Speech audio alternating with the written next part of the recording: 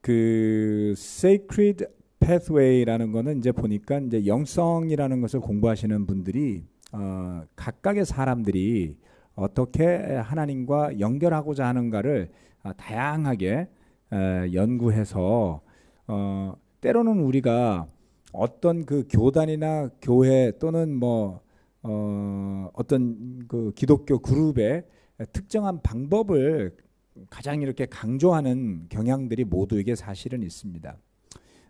어떻게 보면 그런 것들을 통해서 교파가 형성되기도 하는 거죠.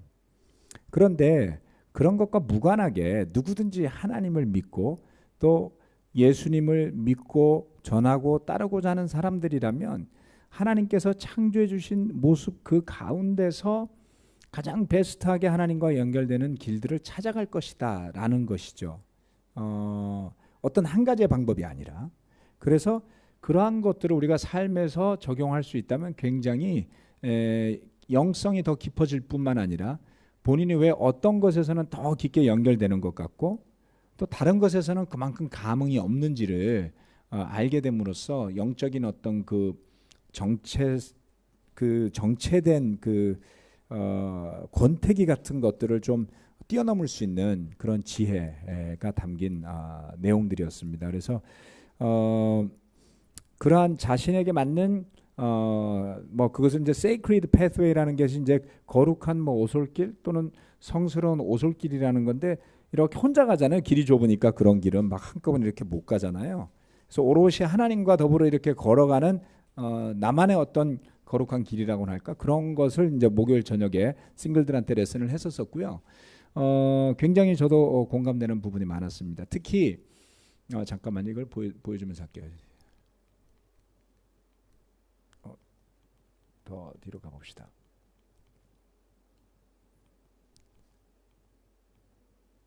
여기에 보면 끝났군요.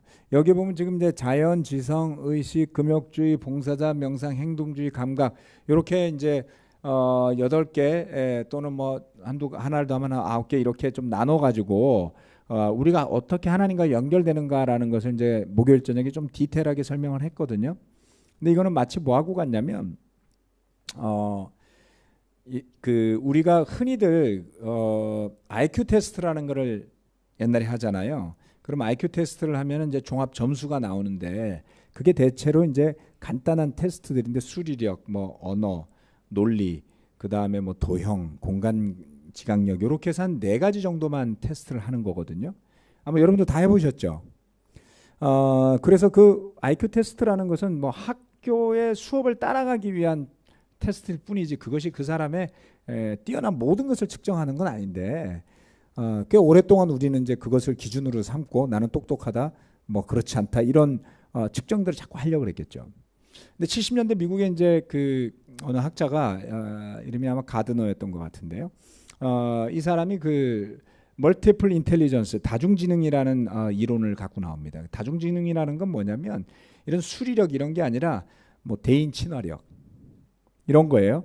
사람 만나서 되게 친하게 지내는 지능이 높은 사람 또는 자연 친화력 이런 것도 있습니다. 자연 친화력. 숲이나 산에 가면 되게 좋아하는 사람 여기도 나와 자연이라고 돼 있죠. 그렇죠? 하나님과 자연에 나가서 가장 연결되는 것을 느끼는 사람. 기왕이면 성경책도 숲속에 가서 앉아서 보는 게 카페에 앉아서 보는 것보다 더 좋은 사람. 뭐 이런 예를 드는 거죠. 모든 사람이 다 자연을 좋아하는 건 아닙니다. 또는 동물 친화력. 동물들을 좋아해요. 그렇죠? 그러면 동물에 대한 지능이 뛰어나다. 이렇게 보면서 한 8가지로 다중지능이라는 것을 만들어서 거기에 맞게 자신의 진로를 개척하면 잘 연결될 수 있다. 성경 말씀에서도 달란트 이야기를 하잖아요.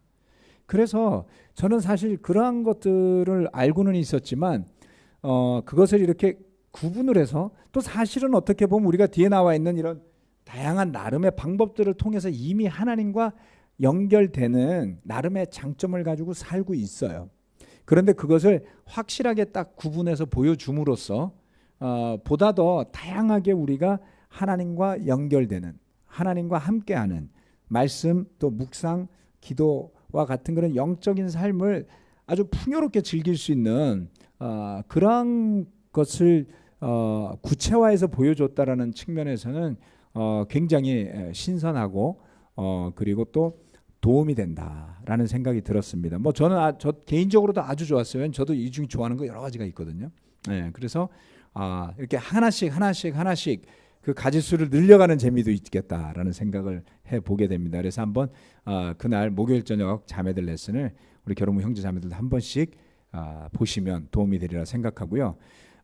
이와 관련된 책이 한국어로 벌써 번역이 돼 나와 있다고 합니다. 그래서 그리고 자신은 어떤 쪽으로 더 발달된 사람인가라는 체크하는 체크 포인트도 다 나와 있고요. 그래서 그거를 좀 알려드리도록 하겠습니다. 우리 김수미 자매가 찾았는지 방학식 목사님이 찾았는지 벌써 그걸 올리셨더라고요. 그래서 감사하게 생각하고요. 금요일 저녁에 결혼부들에 대한 레슨은 축복으로 축복한다 이런 내용이었습니다. 그건 좀 부연 설명이 나중에 필요한 부분인데 그런데 두 번째는 뭐냐면 시련, 고난을 통한 축복이다라는 것을 이렇게 두 가지를 나누었어요. 사실 그 부분도 아마 여러분들이 들어보시면 굉장히 공감할 만한 그런 내용이 많습니다. 그래서 싱글들한테 오히려 그 결혼부 레슨을 좀 들어보시라고 이렇게 말씀드리고 싶습니다. 왜 결혼한 사람이 축복도 축복이고 고난도 축복이라고 말하는지 사실은 좀 알아봐야 되거든요. 그래서 보시면 뭐 싱글들도 그 레슨 들어보시면 전 도움이 될 거라고 생각합니다. 그 두 가지를 다 듣고 나서 주일날 설교를 들어보면 그게 이렇게 녹아서 연결된 하나님을 알게 되는 것이 축복이다라는 결론이 잘 이렇게 연결됩니다. 데이브 형제는 2007년도에 제가 처음 봤었던 것 같고요. 제 기억에는. 그 다음에 시카고에서 한번 봤습니다. 시카고 교회에서 오래 있었기 때문에 우리 교회 안에서 처음으로 Youth and Family Ministry YFM이라고 부르는데요. 컨퍼런스를 열었어요. 거기서 시카고 교회가 주축이 돼가지고 그래서 데이브 형제가 거기에서 메인 설교도 하고 그래서 그 이후로 해서 우리 전 세계 교회들이 그 교회별 이제 대표들을 세워가지고 서비스 팀이라는 걸 만들거든요. 뭐 이벤젤리스트 서비스 팀, 그 다음에 뭐 티칭 서비스 팀, 그 다음에 유스 앤 패밀리 미니스트리 서비스 팀, 캠퍼스 뭐 서비스 팀 이런 서비스 팀들이 있는데 그 중에서 이제 그런 청소년 가족부 같은 그 팀을 맡아서 한동안 하면서 많은 세미나도 했었었고 또 실제로 시카고에서 남아공으로 이전을 해서 한 4년간 아프리카에 있는 교회들이 상당히 많고 숫자가 많습니다. 남아공에만 한 2,000명 넘는 제자들이 있는 것 같고요. 그래서 그런 아프리카에서 또 대부분 젊습니다. 제자들이 많이 젊어서 가족을 어떻게 성경 말씀으로 양육할지 이런 것들을 훈련을 오랫동안 하다가 돌아와서 26년의 목회자의 삶을 정산하고 그 다음에 자기 스스로가 좀 더 공부하겠다라는 결심으로 전임 목회직을 이제 그만 내려놓고 교사 역할만 현재는 하고 있습니다. 그래서 사실 제가 한 10몇 년 동안 이렇게 다른 목회자들과 만나고 교류하고 교제하면서 오랜만에 만났을 때 굉장히 성장했다라고 느낌을 확 주시는 분들이 있어요. 그 중에 한 분이 사실은 케빈 메인 목사님이었어요. 예. 제가 그분을 다 자세히 몰랐기 때문에 그럴 수도 있지만 2005년도인가 6년도간에 한번 한국에 오셨었습니다. 그래서 2005년도쯤이었나요? 그랬을 거예요. 그때 만나 뵀을 때 물론 제가 오렌지 카운티에 가서 교제도 한 적도 있지만 그때 느낌과 2014년도에 다시 우리가 오렌지 카운티 비전하고 연결될 때 만났을 때 너무 많이 그 사이에 정말 영적으로 확 성장해 계시고 깊어지신 거를 굉장히 많이 느꼈었습니다. 그런데 이번에 데이브 형제 보면서도 설교도 여러 번 들어봤고 가끔 만나서 인사도 하고 교제도 나눴지만 그 한 10몇 년이라는 시간 동안에 2007년에 처음 봤으니까 12년 만에 이제 물론 처음 본 건 아니지만 와서 구체적으로 교제하고 대화를 나눴잖아요. 그리스도인들로서 우리가 참 중요한 것이 모든 것을 믿음으로 승화시키고 녹여내는 능력이에요. 그것이 영성이잖아요. 그렇죠? 여러분 소화불량에 걸려보신 적이 있으세요? 네. 자, 저는 사실 소화가 잘 안 되는 경우를 평생 겪은 적이 몇 번 없습니다. 예. 정말 몇 번 없거든요. 근데 늘상 가스가 찬다, 소화가 안 된다, 뭐 이러시는 분들이 있잖아요. 예. 제 와이프가 자주 그러거든요. 정말 이해를 못했었는데 소화가 안 되면 정말 불편하더라고요. 진짜 괴롭잖아요. 그렇죠? 예. 영적으로 그렇습니다. 영적으로. 왜냐하면 시간이 지날수록 우리 삶에는 내가 다 해낼 수 없을 만한 쓰나미들이 가끔씩 몰려와요. 그리고 그런 쓰나미가 몰려오면 그동안 누려왔던 안정되어 있던, 균형 맞춰져 있던, 그렇죠? 경제적인 균형, 육체적인 균형, 그 다음 정신적인 균형, 영적인 균형,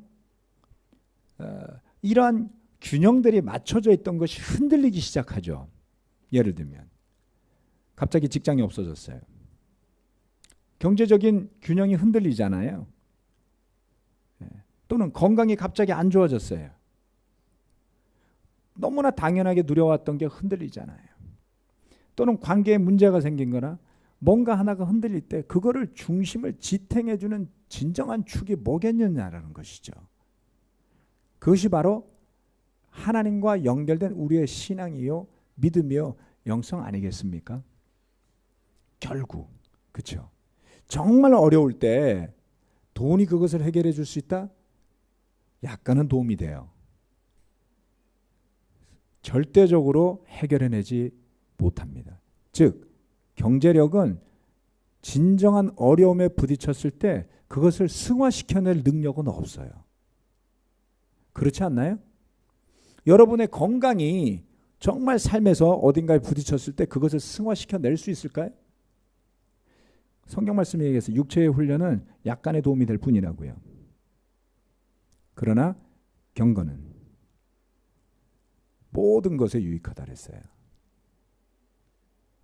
즉 우리의 믿음이 그것을 승화시켜 낼 수 있을 때 우리 삶에 어떤 것이 닥치건 그것을 뛰어넘고 그 다음 단계로 나아가게 하고 그리고 원망과 쓴마음으로 죄 가운데서 영적인 생명이 간당간당한 그러한 길로 가지 않을 수가 있습니다. 네. 목회를 26년 하고 나서 공황장애가 왔다면 원망이 생기지 않을까요?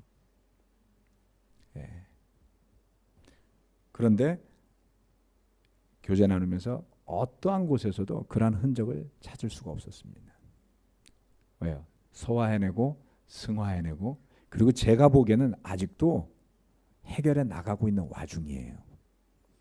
그런 와중에 와서 이렇게 헌신적으로 나눌 수 있다는 것 자체가 그 자체가 벌써 인스피레이션을 한 거 아니겠습니까? 언제 다시 볼지 모르지만 저는 기대하고 있습니다. 또다시 더 성장해 있는 데이브를 만나는 기쁨이 있지 않겠습니까? 예. 자, 그날 나눴던 레슨 중에 이렇게 되지 마라, 이렇게 되라는 말씀도 많습니다. 뭐 이렇게 해라, 서로 사랑해라, 기뻐해라, 감사해라, 이런 것들이 많이 있죠. 서로 권면해라, 자주 모여라, 기도해라, 말씀을 더 사랑해라, 하나님을 더 사랑해라, 이런 것도 있는데 이렇게 하지 마라 라는 것을 설명할 때 불안과 염려와 두려움이라고 했습니다. 자, 여기 있는 구절들이 비슷한 것은 빼고 제가 소팅을 쭉 해봤습니다. 불안과 염려, 두려움이라는 주제로 주님이 뭐라고 말씀하시는지를 오늘 나누고 마치도록 그렇게 하겠습니다. 자, 마태복음 6장 25절 말씀 같이 한번 읽어볼까요? 시작. 그러므로 내가 너희에게 말한다. 목숨을 부지하려고 무엇을 먹을까 또는 무엇을 마실까 걱정하지 말고 몸을 감싸려고 무엇을 입을까 걱정하지 말아라. 목숨이 음식보다 소중하지 아니하냐, 몸이 옷보다 소중하지 아니하냐. 아멘. 걱정하지 말아라. 예, do not worry. 걱정하지 말아라.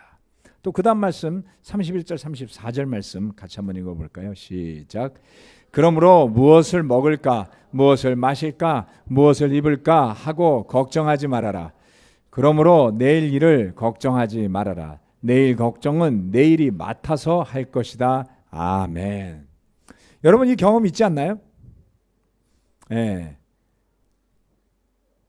저는 숙제를 할 때 걱정이 너무 많아요.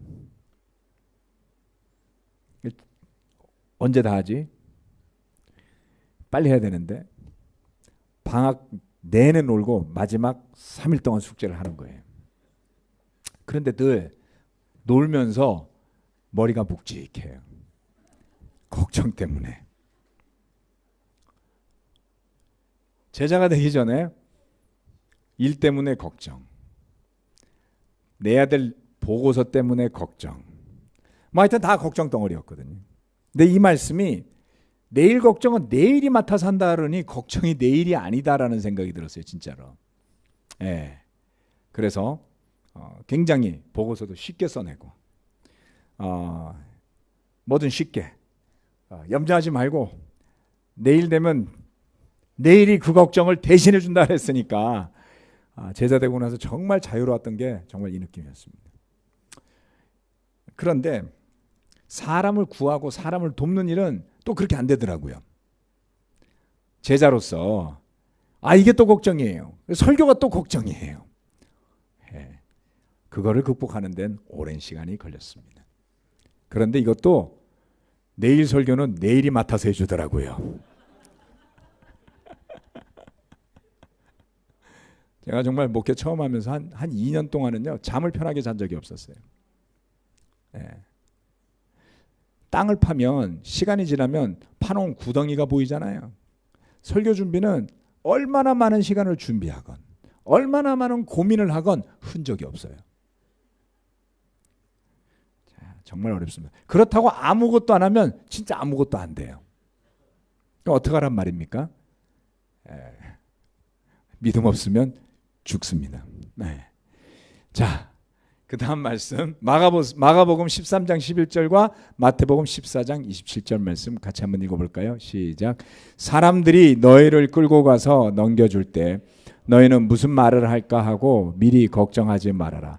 무엇이든지 그 시각에 말할 것을 너희에게 지시하여 주시는 대로 말하여라. 말하는 이는 너희가 아니라 성령이시다. 예수께서 곧 그들에게 말씀하셨다. 안심하여라. 나다. 두려워하지 말아라. 아멘.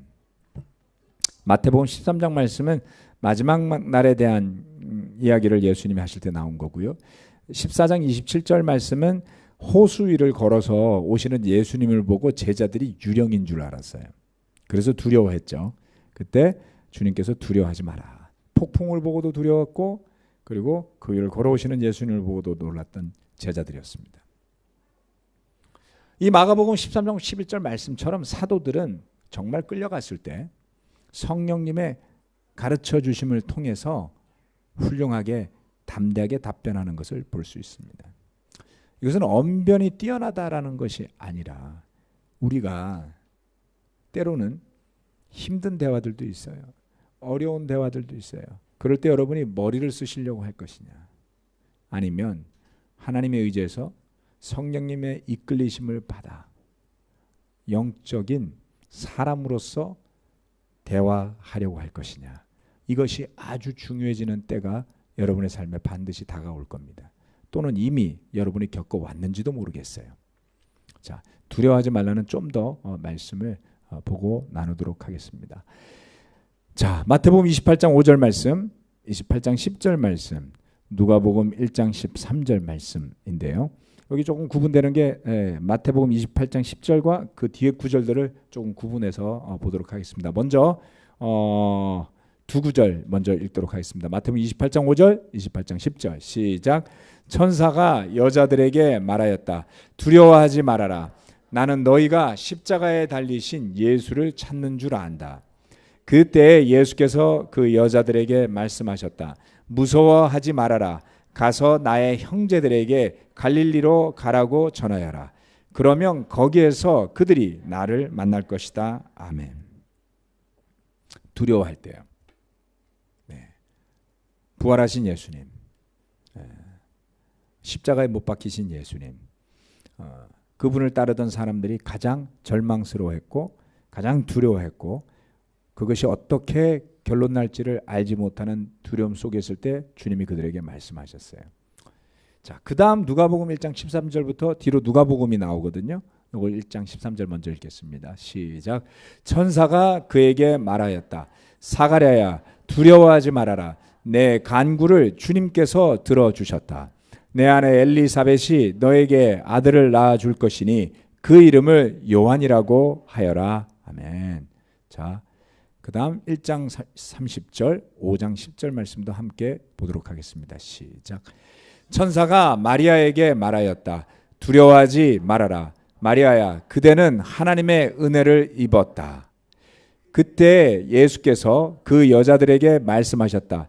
무서워하지 말아라. 가서 나의 형제들에게 갈릴리로 가라고 전하여라. 그러면 거기에서 그들이 나를 만날 것이다. 5장 10절 시작. 또한 세베대 아들들로서 시몬의 동료인 야고보와 요한도 놀랐다. 예수께서 시몬에게 말씀하셨다. 두려워하지 말아라. 이제부터 너는 사람을 낚을 것이다. 아멘.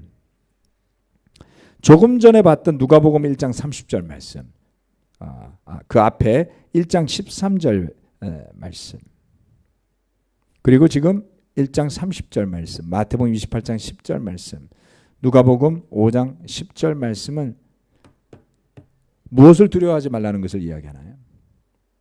하나님의 부르심을 받고 하나님께서 성령님을 통해서 하라고 하시는 일을 할 때 우리는 두려움에 사로잡힐 수 있다는 거예요.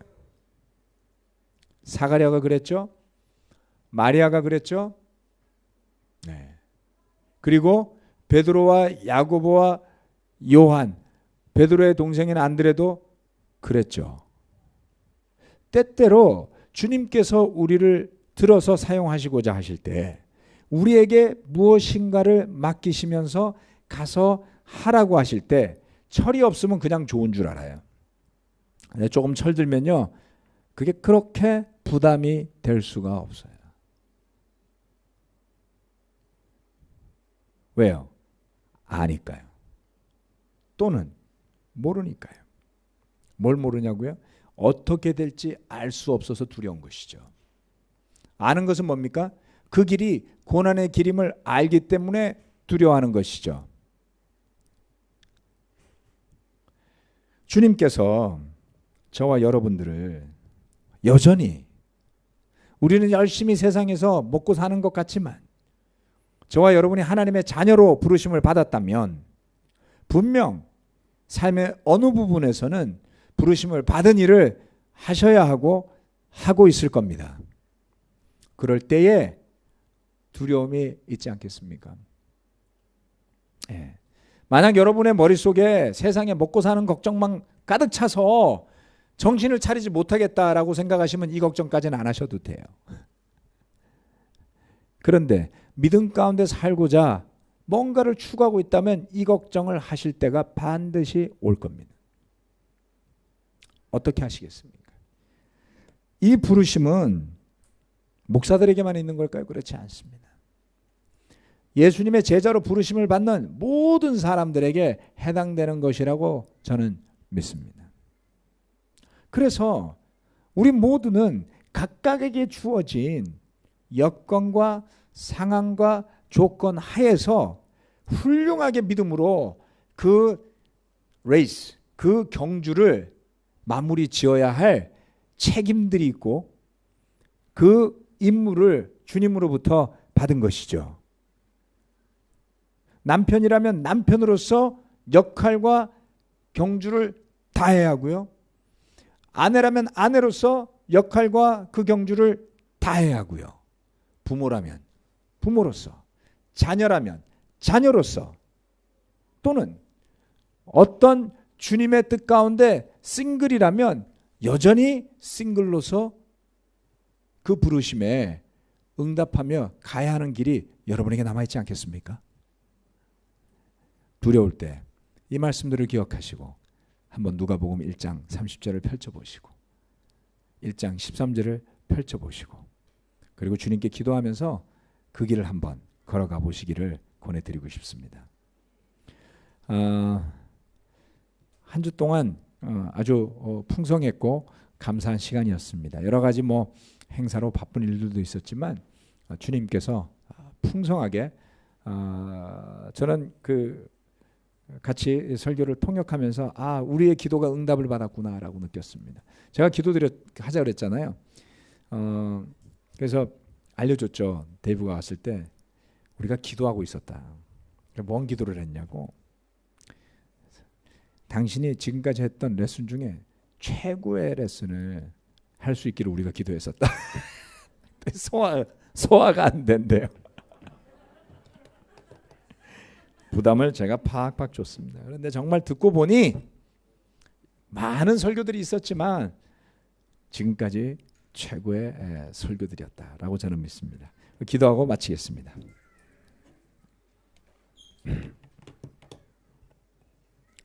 전능하신 아버지 하나님,